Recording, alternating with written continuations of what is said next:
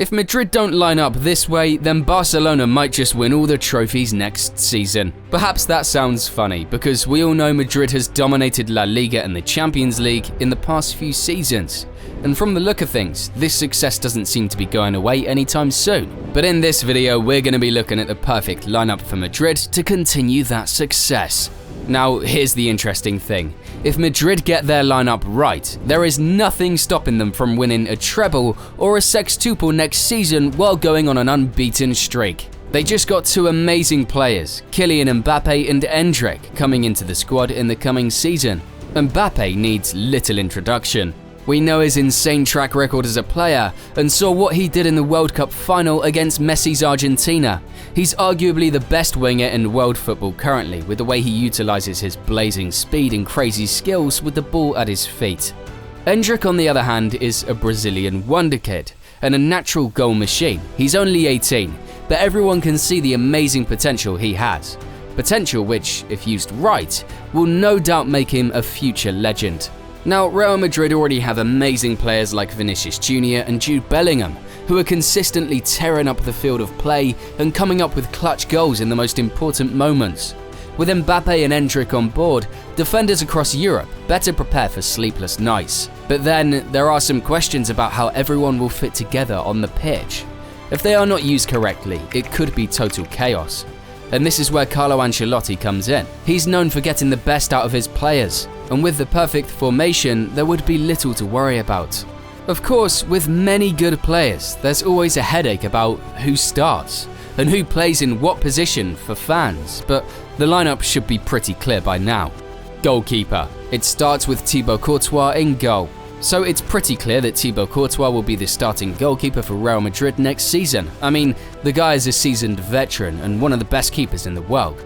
He's been instrumental in Madrid's success, and his experience and skills are unmatched. Thibaut Courtois is an all-time great, one of the greatest keepers the club has ever employed. Plus, he's been consistent and reliable, always showing up big in important matches. To buttress this point, Lunin had been fantastic and very crucial in their last UCL run. His ball distribution, but more importantly his shot stopping, were just excellent. But when the final match against Dortmund finally came, Ancelotti started Courtois despite Lunin's fantastic run. It's clear Ancelotti rates him highly, and Courtois is always there to save the day. And let's not forget, he has some serious hardware to his name, like the Golden Glove Award. So it's a no-brainer he has to be the starting goalkeeper next season. He's the leader of the defense, and Madrid's opponents know they're in for a tough day when they face him. Now, in defense, Madrid ideally line up with Rüdiger, David Alaba, Dani Carvajal and Ferland Mendy, who have all been crucial players for Real Madrid for a long time now. Alaba is making his way back from injury, but his return might not be as swift as many think.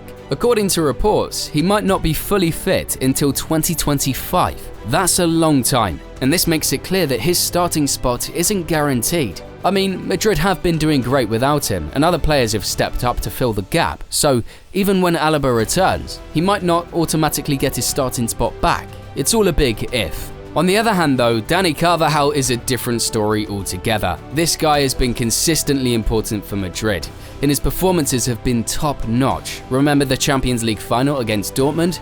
He scored the opener, and his goal set the tone for Madrid's victory. And let's not forget his crucial role in Spain's Euros victory. The man is a winner, and his leadership qualities are unmatched. No wonder he's likely to be the captain next season. Carvajal's consistency and importance to the team even make him a big shout for the captaincy. He's been with Madrid for a long time, and his experience and knowledge of the game are just on another level. Plus, he's always been a team player, putting the squad's needs before his own. That kind of selflessness is rare in football, and it's one of the reasons Carvajal is so respected by his teammates and opponents alike. So yes, it's uncertain when Alaba will make a full return from injury. Carvajal's starting spot on the right-back position is pretty much guaranteed. He'll be playing in defense alongside Antonio Rüdiger and Ferland Mendy. Now let's talk about the left-back position. Ferland Mendy has been doing a great job at left-back, but there's likely going to be a new challenger on the block. And that's no other person but Alphonso Davies. This guy has been fantastic for Bayern in Canada for many seasons now, and Madrid might just snap him up to replace Mendy. That's right, Mendy's starting spot is under threat. Now, Mendy has been solid for Madrid, but Davies brings a new level of energy and skill to the table. He's lightning fast, skilled on the ball, and has a keen sense of defensive awareness. Madrid have always been interested in him, and if they eventually get him, he might just become the new first choice at left back.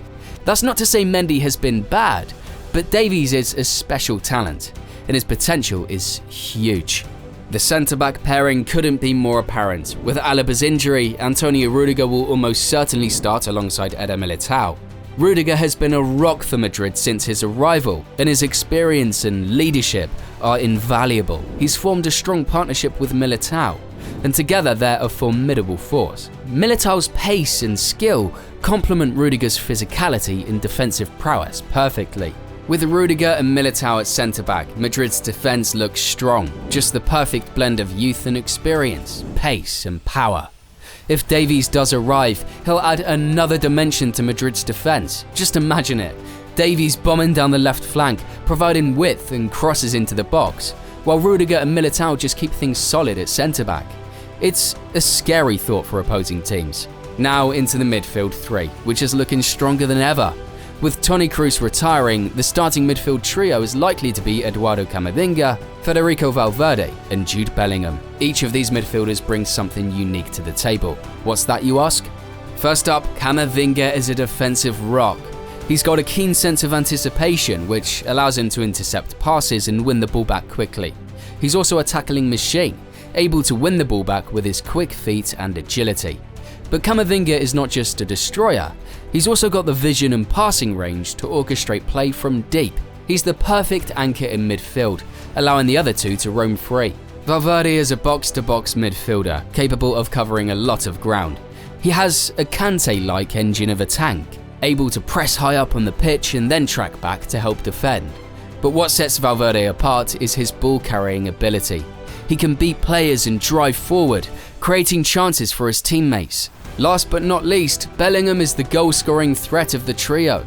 He's got a keen eye for goal, able to arrive late in the box and finish chances with ease. But Bellingham is not just a goal-scorer, he also has the vision and passing range to create chances for others. He's a true attacking midfielder, capable of unlocking defences with his clever play.